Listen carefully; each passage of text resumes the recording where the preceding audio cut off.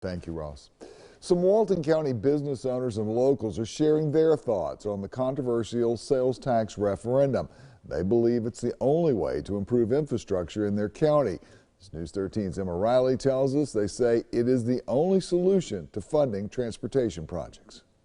Walton County commissioners are asking residents to approve a 1-cent sales tax, an increase from 7% to 8%. Supporters estimate it will raise an additional $40 million a year. Local business owner and resident Reynolds Henderson is a part of a group called Better Roads for Walton. We all know infrastructure is a huge problem in this county, but we keep kicking the can down the road. This will begin to collect money if it passes, so we can get these projects done to alleviate our traffic problems. The traffic, everybody complains about the traffic, but nobody wants to do anything. This is the solution. Henderson says the tax is the best solution to completing transportation projects. It puts it on the tourists too. We're gonna pay some, but the tourist pays way more. We're looking at the tourists paying between 65 on the low end percent and 80% of this. That's a no-brainer. The ordinance regulates how the county can spend the money. You don't like the county commission, fine, they don't get their hands on this money. Walton Area Chamber President and CEO Megan Harrison says the tax increase is the best option for both the business community and residents. We are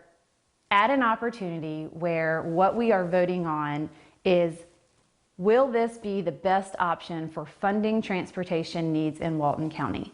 We're not voting on a leadership issue. We're not voting on who the people are around the table. In 10 years, that group could look completely different. What we are voting on right now is the 1-cent surtax the best option for funding transportation infrastructure projects in Walton County? And I believe wholeheartedly that it is. Harrison says the referendum will allow the county to complete a list of projects totaling $85 million.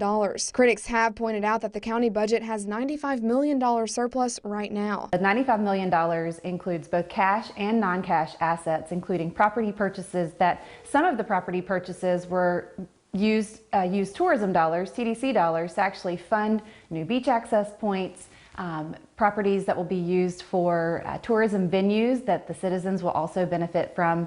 And so in actuality, there is a $26 million surplus in the general fund that could be used for transportation projects. If approved, Walton County would have the highest sales tax in the state, but Harrison says 3 other counties are considering a similar referendum. She also says Walton's 5 million annual visitors will shoulder the burden, not locals. My concern is if it doesn't pass, that we would be looking at a far greater tax burden if there were the need to increase property taxes, or the negative impact that could have on the business community as well. In Walton County, Emma Riley, News 13, Panhandle Strong.